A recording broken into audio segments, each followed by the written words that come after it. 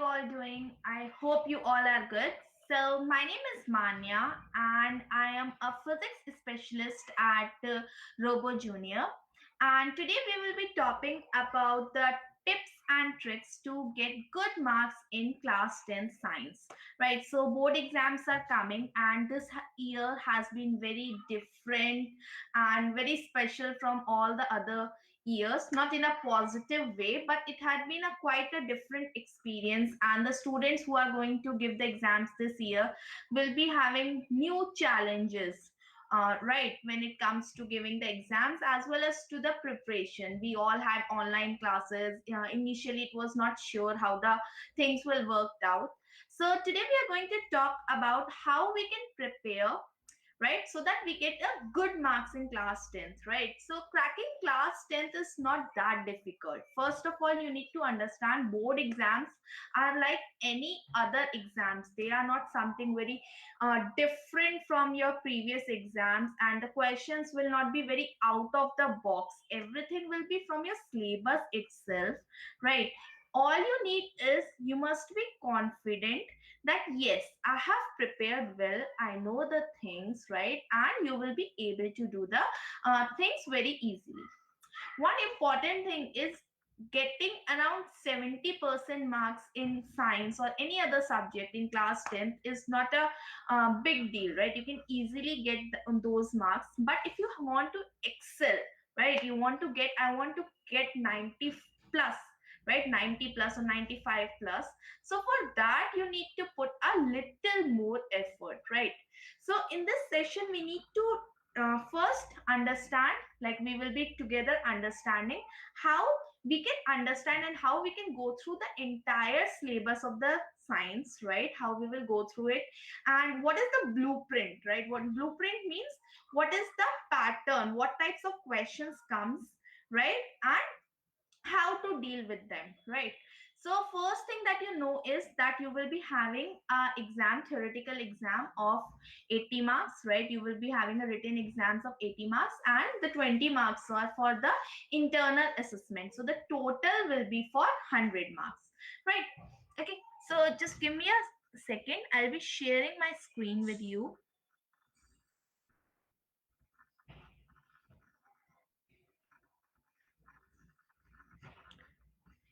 Yes, so I hope my screen is shared with you. Yes. So first thing that comes is you must understand what is the topology of questions, right? What is topology? Topology means किस type के questions होते हैं, right?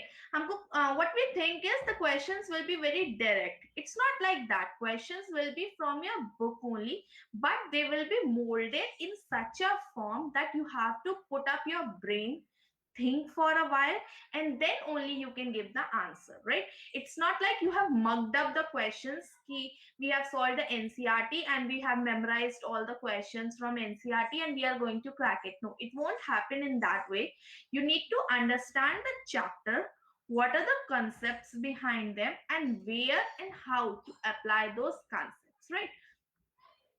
So now most of the focus is on very short answers, right? You know that MCQs have started coming. So section A is basically 1 mark question which have MCQs, right? There will be 4 options given to you, and these are 1 mark question, as well as you have assertion reasoning type questions also. So most of the emphasis is on the concept based questions. All your MCQs as well as assertion reasoning, they are concept based, right? You cannot just mug them up. You have to understand what they are saying, and then you have to select the correct option out of them. Now the one important way, the best way to prepare for MCQs is to solve the NCRT example. Like in NCRT, if you are solving your normal NCRT book also, you have certain questions, right? You have few questions which are MCQ type. But if you go for exemplar, which is again suggested by Cbse only. So in exemplar, you have lots of questions which are in the MCQ pattern, and they will make you think a little more than NCRT. The questions in NCRT, they are are pretty much straightforward. They are not that much molded down. But when you solve the exemplar, you will feel that yes, the questions are molded, and I have to think down that okay, which concept needs to be used over there, right? So it will make you think again, go back to the chapter, read it again, right? So it will make you develop that conceptual skills, and those types of questions are being asked in the MCQ pattern. So best way to prepare for these 1 mark question is to solve the NCRT exemplar, right? Then you have short answer and long answer based. So these are source based. Source based means the context, the chapter which is given to you, right? From your chapter, they will ask you short and long answers, right? They are a bit straightforward, right? And when it comes to bio, in biology, the questions are more straightforward, and most of the long answer questions, either they come from bio section or they come from the physics section. They have a numerical and some theoretical part in it. Okay.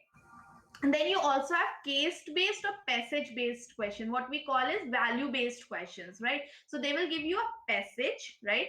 And based on those passage, you will be having some questions, right? And then there is no external choice. There is no look like a complete choice in the question paper. All the paper questions are compulsory, but you are definitely provided with the internal choice. And in the internal choice, you have to solve either. If you are given with 2 questions, you have to solve either one of them, right? And if they have parts, so you have to solve one entire set. You can't do like I'm doing one question from this part and one part from the another question. No, if you're attempting any question, attempt it's all the parts, right? So there is approximately 33% of internal choice being provided, right? And the choice will not be in the MCQ type. That is very much clear. The choice will be only in the short answer and in the long answer type questions, right? Now comes the internal assessment. All this that we were talking, like topology of question, this was all about your written exams, right? The external exams you will be going to give. Right now, when it comes to the internal assessment, so 20 marks are for internal assessment, which you also called as practical marks, right? So it's not only for the practical, it's also for the periodic assessment. So your schools conducts tests, unit test, you have exams, pre-board. So based on those periodic assessments also, 5 marks are given in both the terms, right? You have 2 terms and 5 mark each is taking for each term, right? So all those tests which you have given till date or which you will be giving now also, they are very much important, right?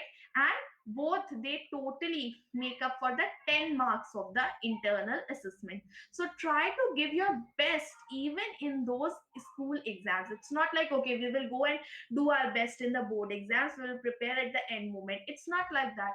You should give your best from the initial test as well, because they make up a good amount of portion. It's around the 10% of your total board marks, right?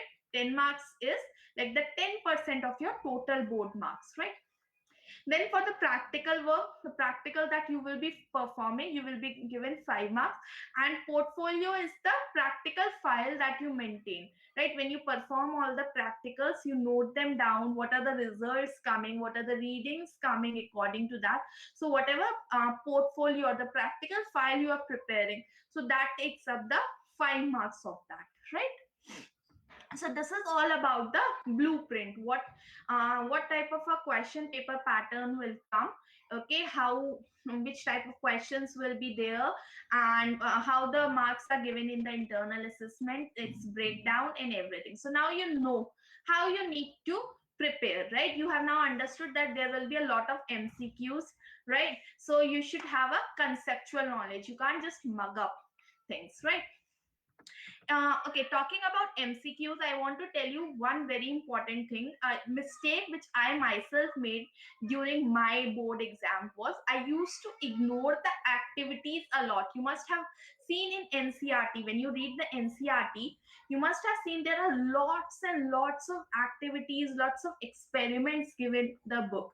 So I used to read the theory. Not only I have seen most of the students, they know a lot about the theory part, they know everything, every concept, but they ignore the activity like anything.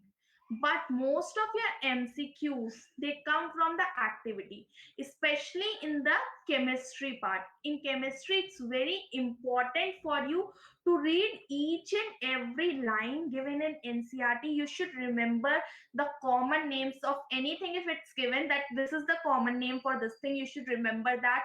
If there is any salt, its color is given to you, you should remember that. Like every word is a holy word when it comes to NCRT, right? You must know each and every line which is given in NCRT when it comes to chemistry, right? In chemistry, they never ask you the direct question. They will mold it up in such a way that you will get confused. They will simply say there is a pink color salt, right? So you should know how many salt, which salts are having pink color, right? And all that things will be given in your NCRT. But the thing is, in when we study, we just ignore them, saying who is going to ask this, right? So the questions in are such a way that you should have done an in-depth study of your book, right? So now quickly we will be coming to exam preparation tips for 2020, and we will start with my favorite subject, which is physics. Now talking about physics, a few students, they enjoy physics a lot and few hate the physics a lot. They say that numericals are really bad and they are very tricky. But physics make up the most of the part when it comes to the science of class 10th, right? And if you are going to opt it for 11th and 12th, then I must tell you, all that you are going to study in class 10th will be repeated again in your class 12th, right? So one more important thing is, physics is not that difficult. There are only 4 chapters, right? You have electricity, magnetic effect of current, then you have human eye and the colorful world around us, and reflection and refraction, right?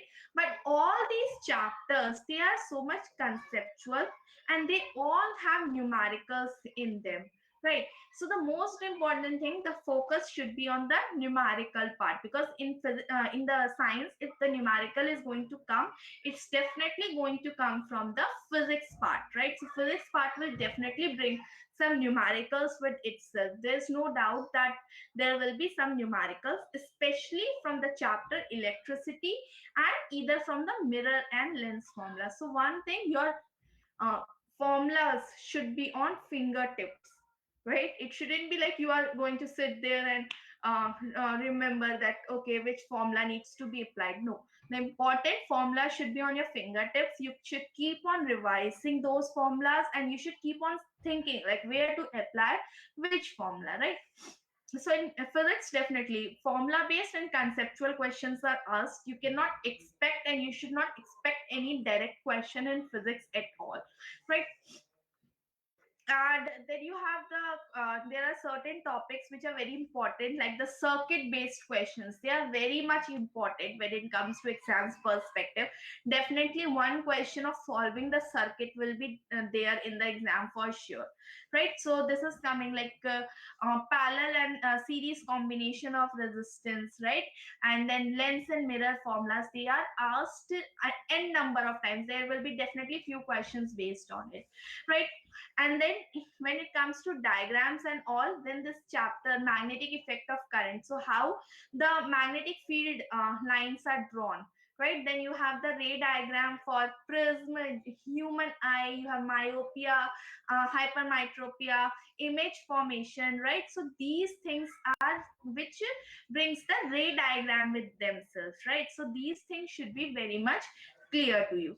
More importantly, for the physics, I would suggest you should solve the previous year questions, because it will give you an idea like what type of questions are exactly gonna come.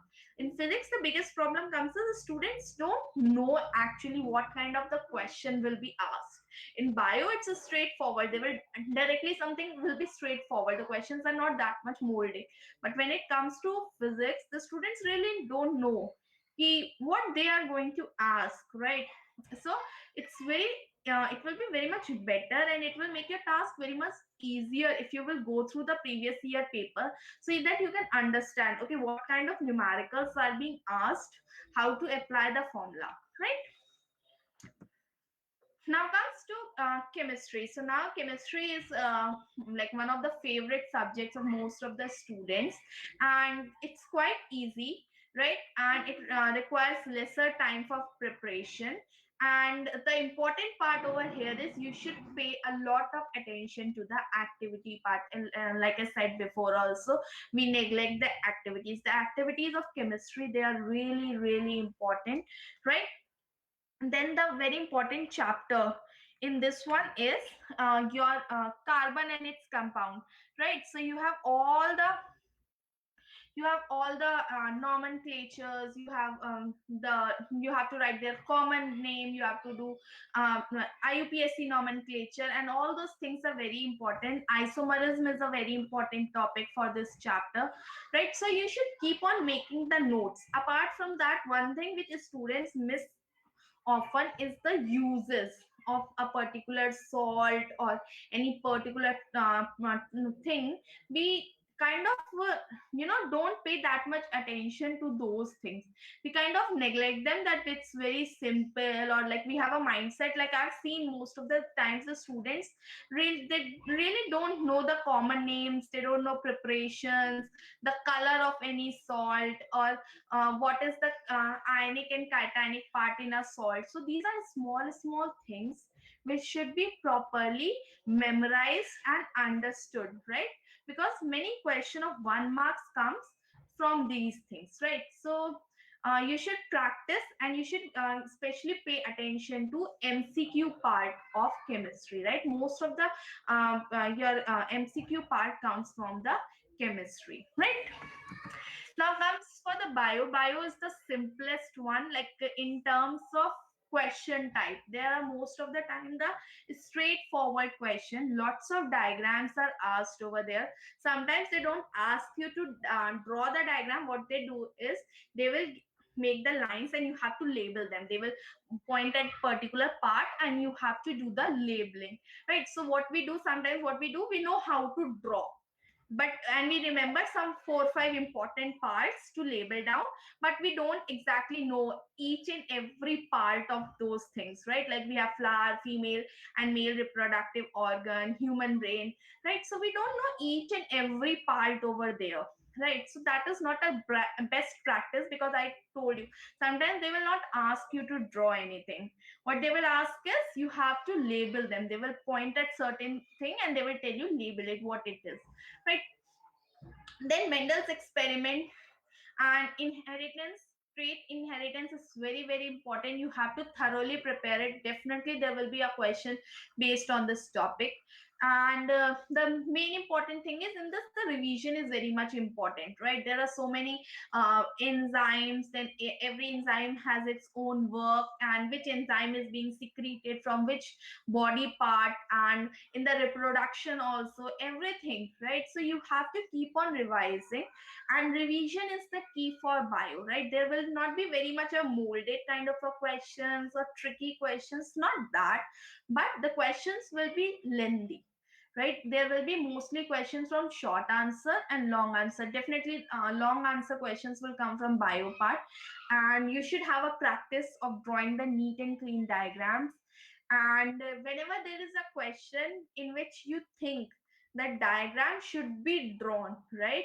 So you should always draw a diagram with that, because how our marking schemes are, like if a board will give you the marking scheme, they will tell you, okay, 2 marks are for the theory. If the student has written this theory, allot 2 marks, and 1 mark is separately for the diagram. So if you have written the theory correctly also, and you think that, okay, what's the need to draw the diagram, they have not asked for the diagram, then also out of 3 you're just going to get 2, because the board has allotted 2 plus 1. They write it down, 2 plus 1. 2 is for the correct answer and 1 mark is for the diagram. So if you have written the correct answer also but not drawn the diagram, your 1 mark is going to be chalked out, right? So this is all about how to prepare for all the three subjects in science. And now we will be talking about 10 most important questions of uh, uh, of our science chapter. Okay. And these are not only the 10 important questions, like these are not the most important. You can say that okay, this question is gonna come, but these types of questions are being asked, and it will also give you an idea of how to answer these questions. And I'll also be explaining you the concept behind these questions, right? Okay, so we'll be just moving forward, and I just want you, if you want to like write down something, take some notes, you can do that. And I'll be sharing the next slide. Okay, 1 second. Mm, yeah, I think so. If you want, okay, sorry.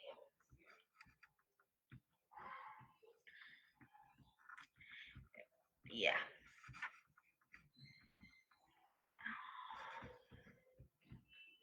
so if you want to write these questions down, you can also write them up.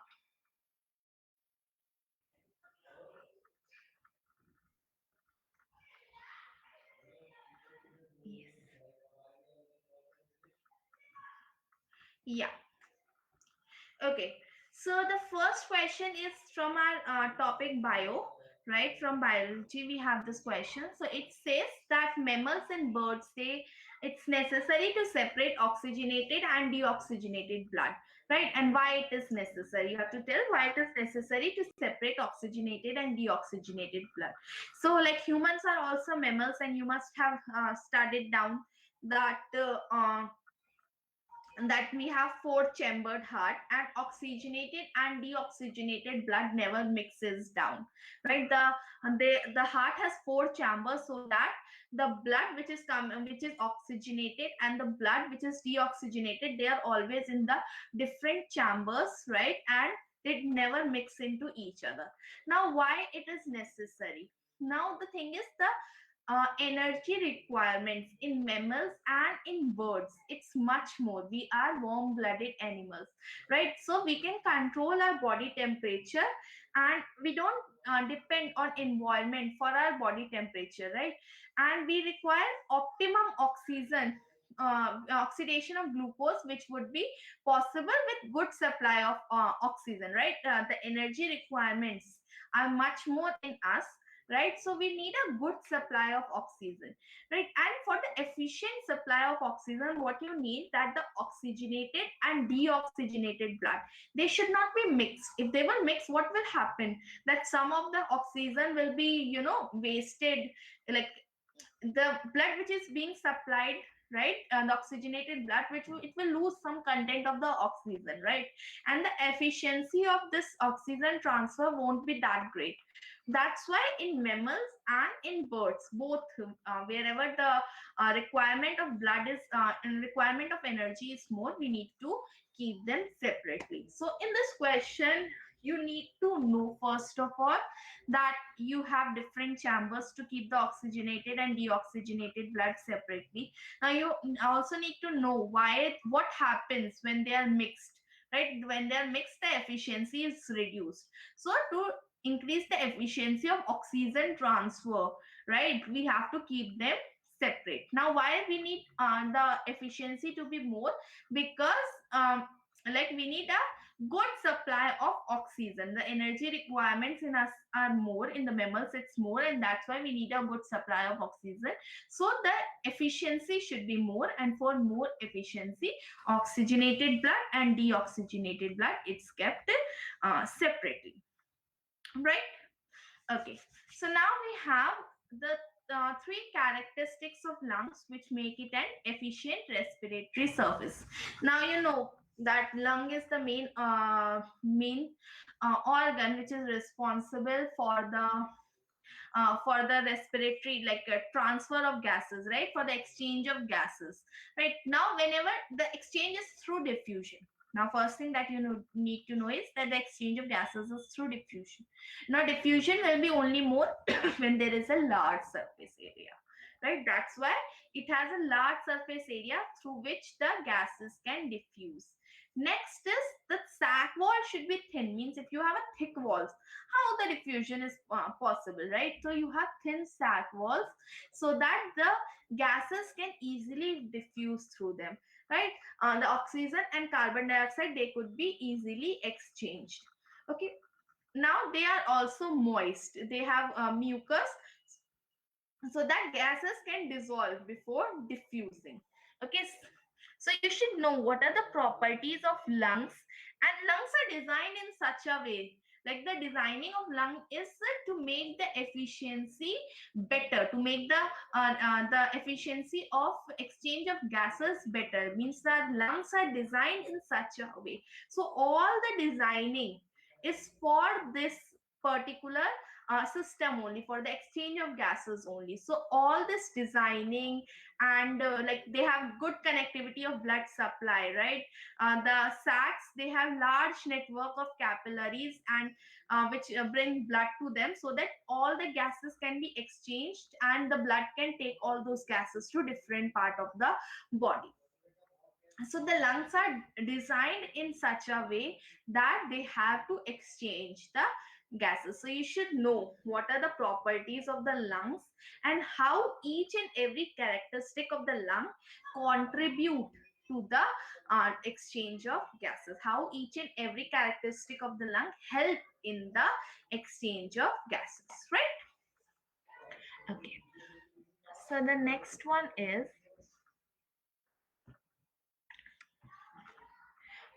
where we get the back. Yes. So next come to the physics part, right? So what is meant by the electric current? Name and define its unit. In a conductor, electrons are flowing from B to A. What is the direction of conventional current? Give justification to your answer, right? So in this question, we have three different parts. If you can see over here, we have three different, there are four different parts, right? And how the mark breakup will be, each thing will be given a particular marks will be allotted, right? Like they will give, the board marking scheme will have 1 plus half plus half. So 1 means 1 is only for what is meant by electric current. Half mark is you have to name the SI unit, and half mark is for defining that SI unit, right? And then you have to tell the direction of current, and you have to justify the answer. Justify means what is the direction of flow of current, right? Now, what do you mean by electric current? So you must be knowing what is electric current. Electric current is rate of flow of charge, right? One second, I'll just share my screen. Yes. So yeah. So yeah. Yes. So the thing comes is, what is if they ask you like what is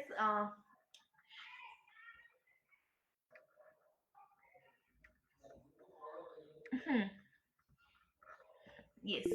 So the thing is, if you know, like if we have to, yeah, whenever the charge flows, whenever the charge is flowing from one point to another, right? So this rate of flow of charge, that is called the electric current, right? Whatever the charge is flowing, it's called the electric current. So it's a rate of flow of electric charge, right? So now one important thing is, you should also give the formula, right? You should give the formula. So I is equals to Q upon T, right? And you should also define what is meant by I, what represents Q, and what is T. So you will write down I is equals to current,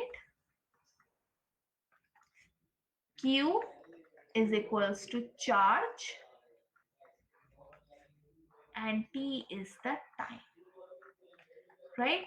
Now you have to name and define the SI unit. So the naming is very simple. You can simply say the SI unit of current is, what is the SI unit? It's ampere, right? SI unit is ampere. Now the question comes is how to define it, right? So for defining, what you do is you have to find what is 1 ampere. What is 1 ampere? Okay, or how to make 1 ampere of current. So the thing is, if 1 coulomb of charge will flow for 1 second, right? If the charge is 1 coulomb, right? And it flows for 1 second, right? If 1 coulomb of charge is flowing for 1 second, right? So what is happening? The thing is, what's happening? What will be the electric current? I will be 1 upon 1, that is 1 ampere, right? So you can simply define it as, if 1 coulomb of charge flows for 1 second, right, then you have a current uh,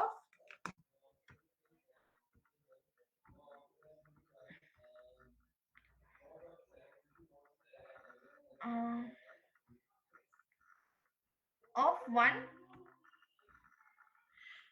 ampere, right? Okay. Now next comes is direction of electrons are flowing from A to B, right? You have electrons which are flowing from B to A. You have to tell the direction of current. Okay, just give me a second. I'll just share my screen. I'll open the whiteboard. Okay, so now one thing you must be knowing, that the flow of direction of current is opposite to the flow of direction of electrons, right? Whatever direction the electrons are flowing, in whatever direction the electrons are flowing, the flow of current will be opposite to that, right? Means they have given B to A, right? These are the direction in which electrons are flowing, right? Electrons are flowing from B to A. Then direction of current will be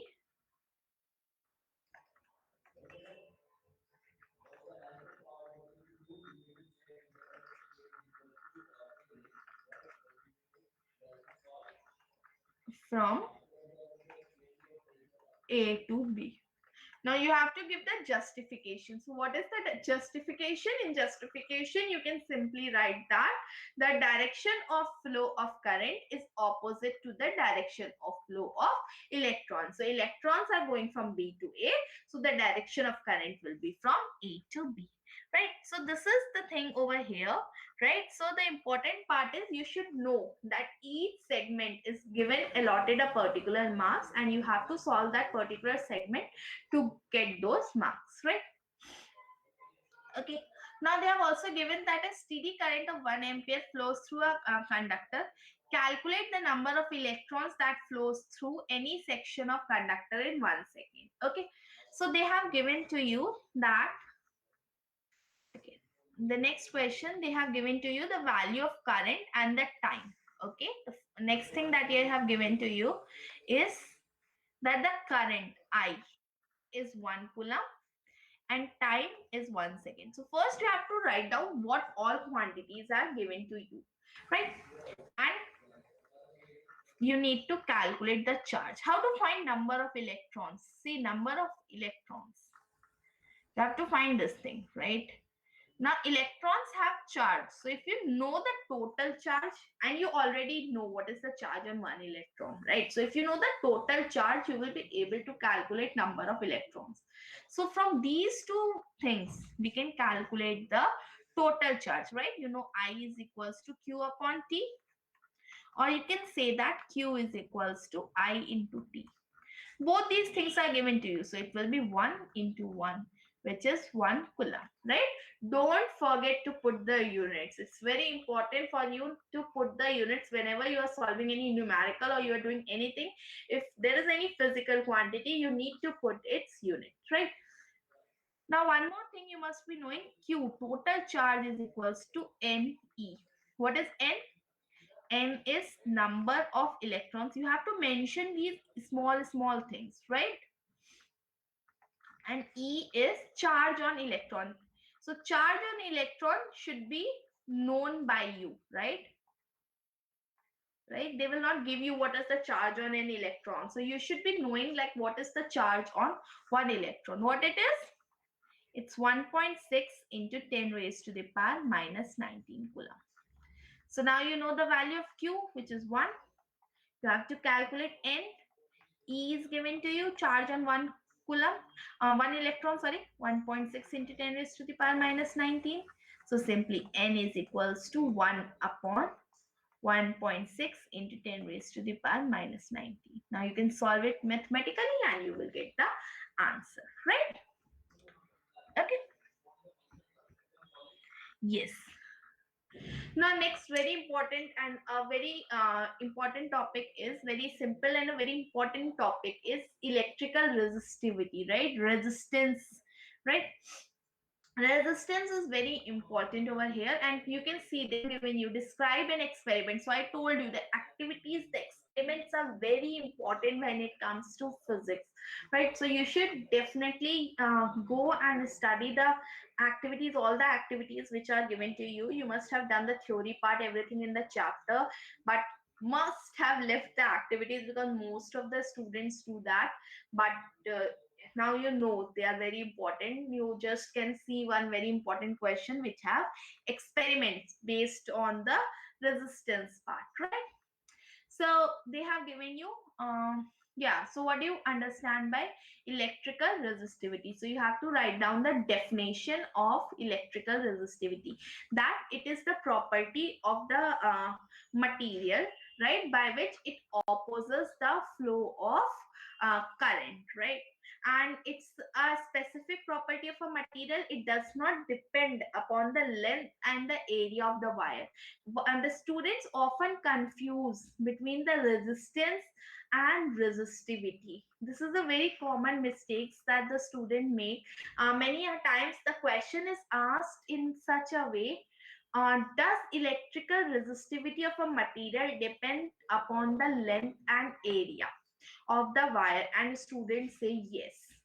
Why? Because they are confusing the electrical resistivity with resistance, and we study resistance so much that factors on which resistance depends, what are the factors which affect the electrical resistance in a wire, that we confuse. And whenever they ask, do electric resistivity depend upon length and area of the wire, you definitely say yes, right?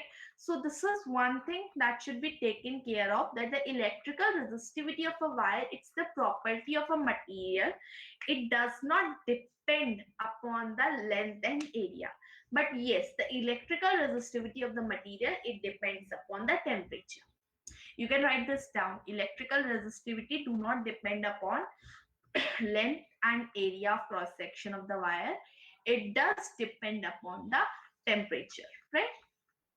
Okay, one more thing they often ask you is like insulators and conductors which have lower electrical resistivity. So obviously the conductors will have lower electrical resistivity. Why?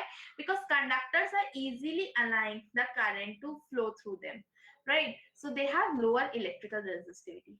Okay, now you have to derive its SI unit. They are not saying you to just simply write its SI unit. You have to derive it. Okay, okay means you have to find it out. So you should know what is electrical resistivity and what formulas are there. Okay, so you know R is equals to rho L upon A. So you have to write down what are R, rho, L, and A. So R is electric resistance,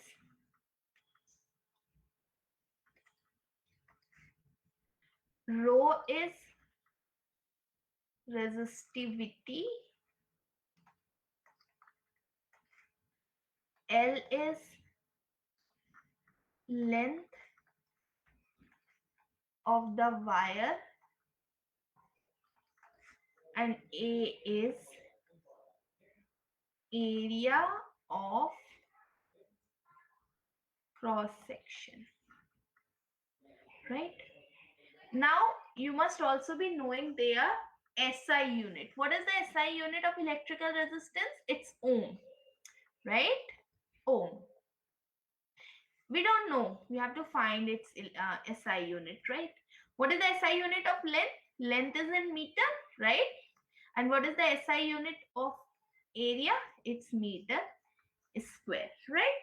So you have to put it over here. For R, the unit is ohm. I don't know for rho, what is the SI unit?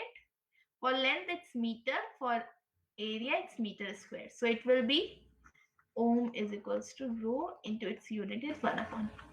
We take it this since it's ohm. The unit of electrical resistivity, it will be ohm meter, right? I have written rho. Yeah, so it's ohm meter. Okay. So this is how we are going to derive. They have not directly asked you. If you will directly write down the unit, they are definitely going to deduct your marks. So there is a difference between write the SI unit and derive the SI unit. Okay. And you should always keep in mind the difference between the electric resistance and the electrical resistivity, right? Okay, now the fifth question is a numerical based question. I told you definitely one circuit diagram is definitely gonna come and you have to solve it. So you should be knowing the concept of series and parallel type, right? You should be knowing the thing between series and the parallel type question, resistance. Okay, so the first thing is you must be knowing the formula, right? When it comes to series, so when the equivalent resistance for series type connection, right?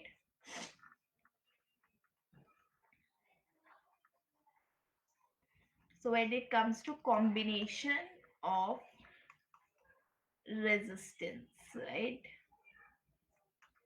Okay, we are talking about combination of resistance. So we have series and parallel. So how to first thing identify which are in series and which are in parallel. So first thing that you need to know is in series, there is no division of current.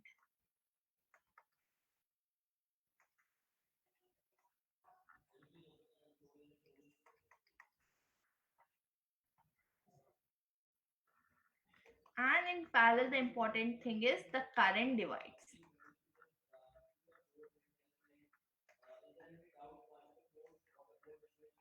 Right? So in that question, you have some circuit diagram like this.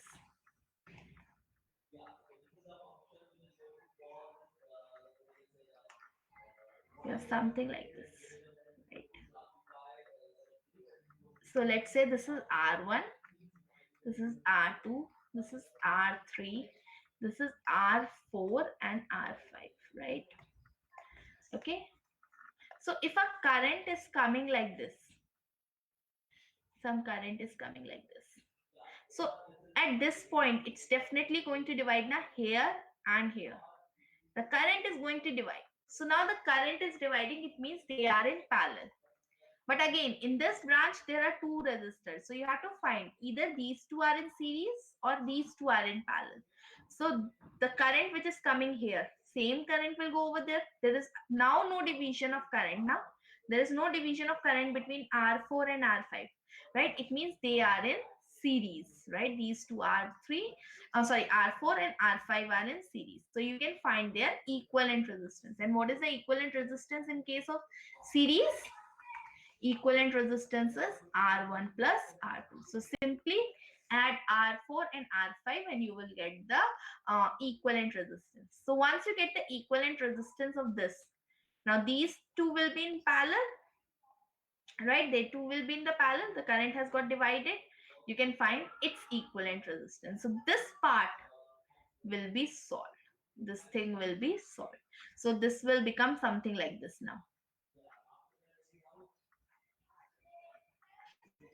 R1 equivalent resistance of this part, let's name it R dash and R3. So now all these things, are these three in series or parallel? We will simply say there is no current division now. Same current, right? So all these three are in series and you can simply add that up. So first you have to solve this part, right? This small block of resistors, and then you can find the equivalent resistance of the entire circuit, right? Okay, and then you have to find the current flowing. So once you get the equivalent resistance, right, you can easily find the current, right? You will use the Ohm's law. You will write down the Ohm's law says that V is equals to I R equivalent. So I is equals to V upon R equivalent. R equivalent you just calculated, and V it's given to you 4.5 volts, right? So I hope this much is clear to you. Okay.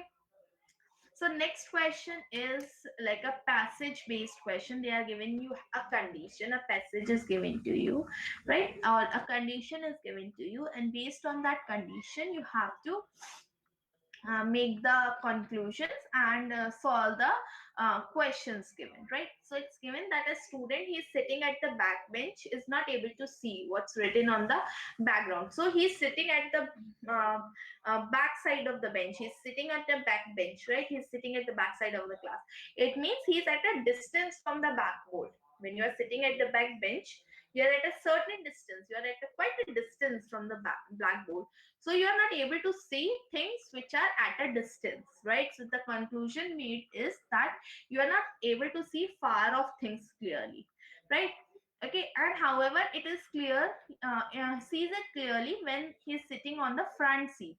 Okay, at an approximate distance of 1.5 meter. Means when he comes closer to the blackboard, he is able to see clearly. Means he is suffering from nearsightedness. He can see nearby objects clearly, but he cannot see the far off objects. So such a disease, such a defect in vision, it's called the myopia, right? And how I remember it, like a small trick or something I can say. So myopia has a small spelling, so you can see nearby objects, right? And hypermetropia has a long spelling, so you can see the far off objects clearly, right?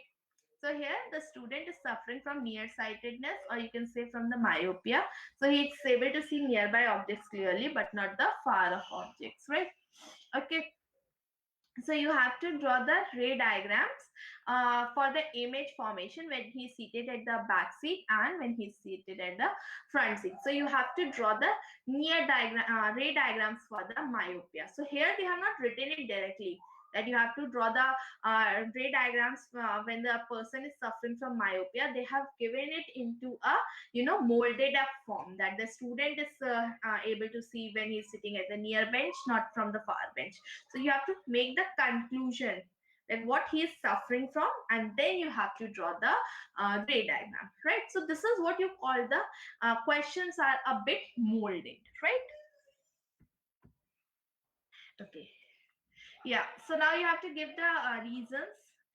Giving reasons, yes, this question, it's very important that you have lots of natural phenomena in this chapter, in human eye and the colorful world around us. There are lots of natural phenomena over here, and definitely give reason or explain why these kinds of questions many a times these are asked. So you should be knowing like why certain natural phenomena occur. You have lots of natural phenomena, like you have mirage over there, and then you have like a twinkling of the stars over there, or the coin, it appears to be raised up when you put it in a glass of water, or when you put a slab of glass slab over a coin, it feels like it's raised up. And then the sun, the setting and the rising of the sun, like the sun appears 2 minutes before it actually rises.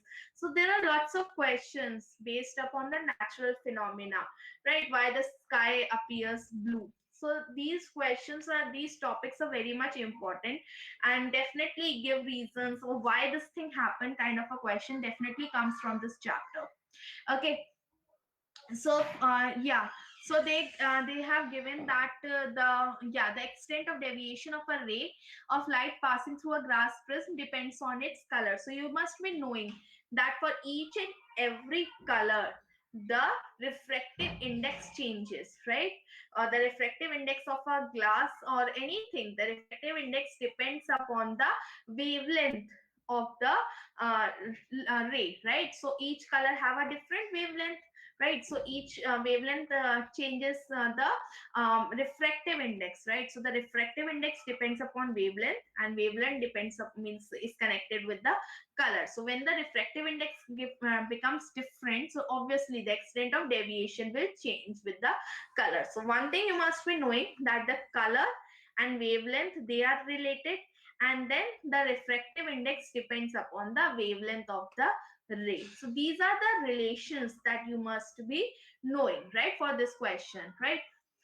Next thing is the light of red color is used for danger signal. So again, it's based on the wavelength part only, that you must be knowing that the scattering, what we want in the danger signal, we want that the light should not scatter, the color should be very much concentrated. If someone is something is dangerous, what I want, that my attention should be completely over that point, I should be able to see that thing from a far off distance, and it's only possible when the light does not scatter. If it will scatter, what will happen, it will lose its intensity. Now it's a danger point, I don't want someone it should be visible from a far off distance, so I don't want the light to scatter, right? So scattering depends upon the wavelength of the light, right?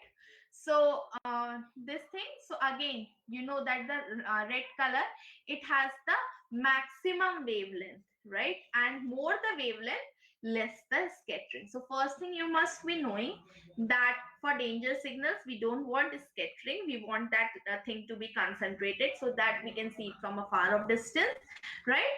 And next thing you must be knowing, that the scattering depends upon the wavelength. How it depends, more the wavelength, less will be the scattering. So the red color, it has least scattering, right? And the blue color, it has more scattering, that's why our sky appears blue, right? Next questions are very simple and directly define olfactory indicators. Yes, so in indicators, sometimes we forget to specifically read about olfactory indicators. We simply remember the colored ones more.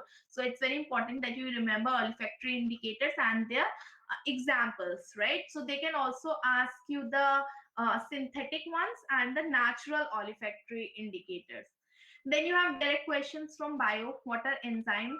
And any one enzyme in our digestive system, and you have to write its function. And most of the time, like here they are asking anyone, most of the time they will give you the name, and you have to tell which gland produces this enzymes and then its function. Or sometimes they ask you that a particular they will give you the gland, like name all the enzymes which are secreted by pancreas and write their functions, right? So these there's a lots of mix and matching can be done from the enzyme part. So enzymes are extremely important, and a lot of mix and matching is done in these questions, right? They are molded a lot, so you should be knowing from where they are secreted, where they act, and what are their functions. Next, we have a concave lens. Its focal length is given, and you have given the at what distance from the lens 5 centimeter tall object to be placed, so that an image forms at 15 centimeter from the lens. So you should be knowing the lens formula. As told you, in physics, you will be having a lot of numericals. You must be knowing the lens formula. So what is lens formula? It's 1 upon f is equals to 1 upon v plus 1 upon 1 upon v minus 1 upon u, right? One important thing over here is this mistake students make is they don't remember that concave lens is a positive focal length or it has a negative focal length. So you should keep this thing very much in mind. Then whenever you have having concave lens, take the focal length as negative. Same way, the object u will always be taken as negative. So in this question, both f and u will be taken as negative, right? So for concave lens, f is always, focal length is always negative. For concave, the focal length is always positive. So if you know the formula, these two things, simply put the values are given to you and you can easily solve the questions, right? The f is given to you, V is given to you, right? Okay, so you have to calculate U, right? At what distance you should place it. So you have to find U. We have to where you have to place the object, right? So F is given to you, V is given to you, and you have to find the U. Okay, and you have to also find the length of the image form, right? The size of the image form. For that, you can easily use the magnification formula. Now that you have V and you have U, right? You can easily use the magnification formula. What is the magnification formula for lens? It's M is equals to V upon U. And never forget to put the sign conventions over here, right? I told you the U will be negative and F will be negative in this case. So I hope uh, all this is clear to you, and that you will be studying uh, uh, hardly, and you will crack the exam very well. You all will score good marks into it. Just make sure that you are giving your 100%. Like when you see the paper, you shouldn't be feeling like, okay, it's quite easy, I could have done it if I would have placed a little more effort. Because most of the time when you see paper, you realize what mistakes we have made. Like you feel like, okay, it's very easy. If I would have read it once more, if I would have gone through the chapter a little better, if I would have read the activities also, if I would have memorized the equation, if I would have practiced the balancing the equation a little more, I could have cracked it. So that thing should not happen with you, right? You should go to the exam hall fully prepared. You should feel like, okay, I have done everything, there is nothing like I cannot do, right? And all the very best for your exam, right? All the very best. I hope you all secure good enough marks. And this year you all are facing so much challenges, everything has got so much new. So I am expecting that the results come out to be positive for you, right? That all these hard work, it pays off to you, that you have managed so well in the online classes, not that much of an attention is being given. So everything pays off well, and all the very best for your exam. Prepare well, keep solving the previous year question papers, see what are your weak points, work on them. And yeah, all the very best, and stay safe, take care, and I'll see you. Yeah, bye.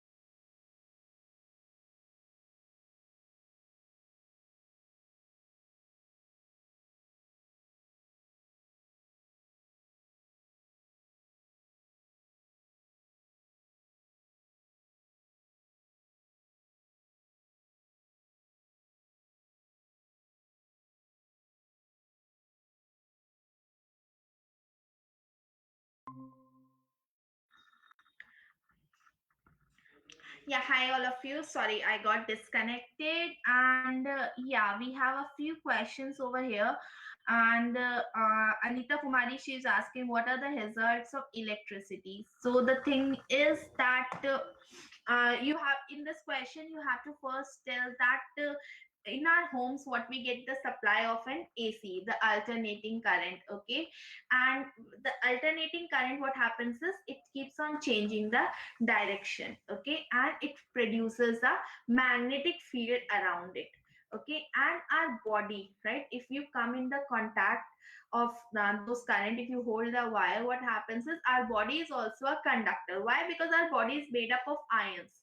Ions are again the charges, right? And if you're standing barefoot, so what will happen, the current will flow through your body, and what will happen, the circuit will be completed, right? Your body is a conductor, then earth is again a conductor, and the circuit is completed. Now what happens when the once the current flows in your body, it starts ionizing the all the compounds which are present inside your body, right? The compounds which are all the materials, everything which is flowing through your blood streams, wherever the current is passing through it, what will happen, everything will start ionizing, right? So what will happen, all our enzymes or everything whatever is there, glucose molecules, all the molecules, they will start breaking down into ions. And obviously if the compounds components they are breaking down, so it's really hazardous for your health, and it's quite fatal. It's not only, I won't say it's hazardous, it's quite fatal for the health. And AC is much they may also ask you why alternating current is more hazardous in comparison to direct current, because alternating current keeps on changing the direction and it produces the magnetic field. So if you have something, you are holding iron thing or any metallic thing, it has a lots of chances that it will attract you towards itself. So you are standing at a particular distance also, then also it can attract you towards itself, and its direction of current is changing continuously, right? So it will ionize your body more, and it's much more fatal, right? Next question is it important to write answers and pointers in the examination to score good marks? By Bhavna Tiwari. So Bhavna, uh, see, writing in pointers makes the things much more visible, right? Like you have that questions in which they were asking you what is electric current, what is its unit, define it. So if you write it separately, so the examiner will be able to see that okay, each and everything will has been answered, right? And it's easier if you will write everything in one paragraph. Sometimes like the examiner may have a mindset that he's not going through each and everything, and he feels like okay, everything is one.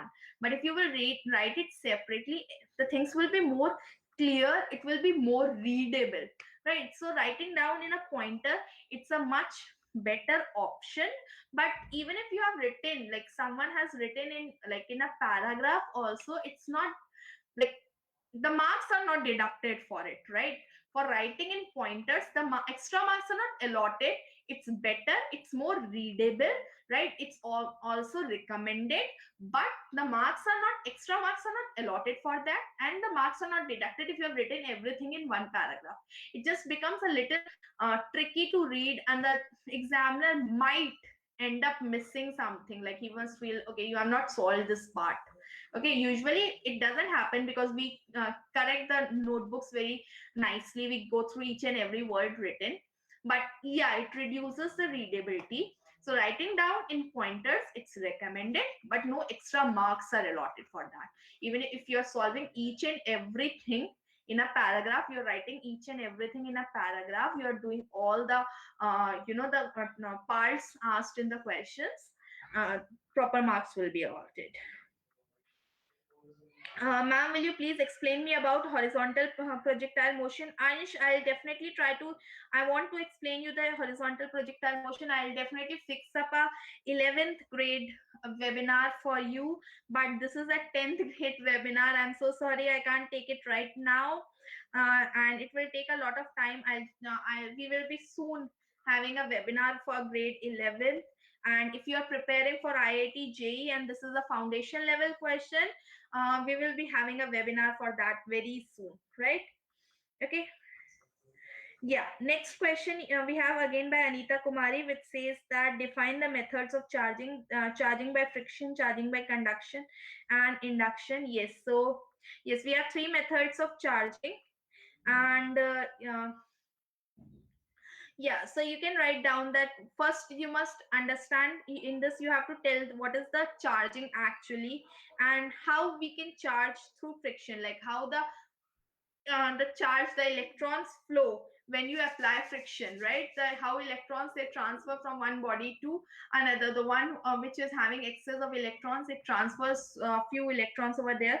Then you can also talk about conduction, like one which is having excess of electron, when it is touched to some uncharged body or a positively charged body, the electrons transfer when they are in touched, right? And for induction, there is no requirement of the physical contact also. The charge transfers even without the physical contact, right? Is there any unit of refractive index, Anita Kumari? No, beta, there is no unit of refractive index. Why? Because what is refractive index? It is the rate of the ratio of speed of light in air upon speed of light in any medium, right? I'll just share my screen also, 1 second. Again, I'll just tell it to you. See, you can write down the formula. Refractive index is speed of light in air upon speed of light in any medium, right? So on the in the numerator part also you have speed, in denominator part also you have speed. So both the units will cancel each other. Speed will have same unit, meter per second in the numerator, meter per second in the denominator. They will cancel each other, and refractive index, it does not have any unit, right? So yeah, that's all. uh, I'll be really happy. I'll just arrange Ansh, I'll definitely going to ask to arrange a webinar for class 11, and there we will be solving your doubt. um, Stay connected for that, and yeah, all the very best. Bye.